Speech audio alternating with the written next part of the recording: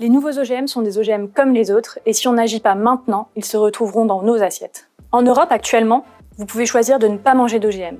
Grâce à la mobilisation d'ONG comme Greenpeace, la culture et la commercialisation des OGM est strictement encadrée. Par exemple, la présence d'OGM doit obligatoirement être mentionnée sur tous les aliments qui en contiennent. Cela garantit votre droit à choisir ce que vous mangez. Alors c'est super, mais pourquoi on vous parle de ça maintenant? Eh bien parce que depuis plusieurs années, les industriels et les semenciers, comme Monsanto-Bayer, veulent que ça change. Et pour ça, ils ont une botte secrète, les NBT.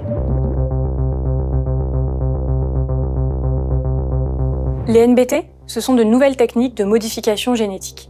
Elles ont été mises au point plus récemment et elles permettent de modifier ou éditer le génome de plantes ou d'animaux. Donc les NBT, ce sont des techniques qui permettent d'obtenir des organismes génétiquement modifiés. Elles produisent ce que nous appelons les nouveaux OGM. Sauf que les lobbies ne veulent plus parler d'OGM. C'est pour ça qu'à la place, ils mettent en avant ce sigle NBT. C'est une technique marketing, c'est jouer sur les mots pour cacher la vérité, à savoir que les nouveaux OGM sont des OGM comme les autres et qu'ils comportent des risques similaires. Et ces risques, on vous le rappelle, il y en a un paquet. Des risques sur l'agriculture, en renforçant l'emprise des multinationales comme Monsanto-Bayer, des risques sur la santé, puisque l'innocuité des OGM, à savoir le fait qu'ils soient sans risque, n'a jamais été prouvée. Des risques sur l'environnement et la biodiversité, puisqu'à partir du moment où on les cultive, ils sont forcément disséminés de manière incontrôlée, et ils peuvent conduire à une utilisation massive de pesticides. Alors pourquoi ne pas appeler un chat un chat? Pourquoi les industriels avancent-ils masqués? Eh bien pour une raison bien précise qui leur permettra d'étendre leur emprise au détriment du droit des consommateurs.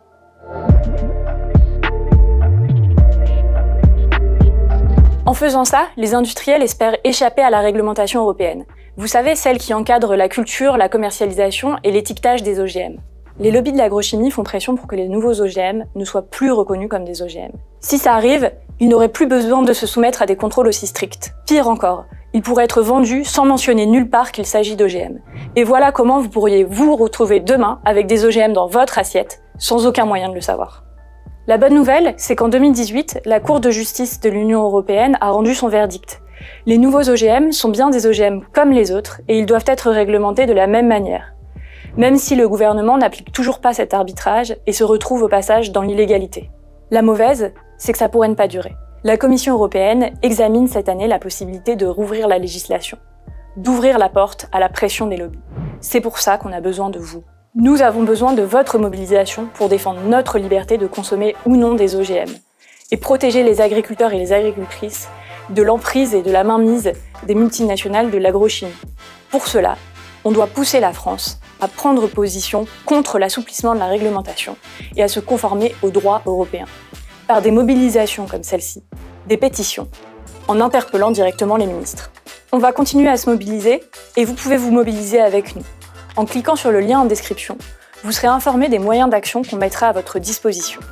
Et vous pouvez partager cette vidéo autour de vous pour informer sur ce danger. Merci d'avoir regardé et à très bientôt.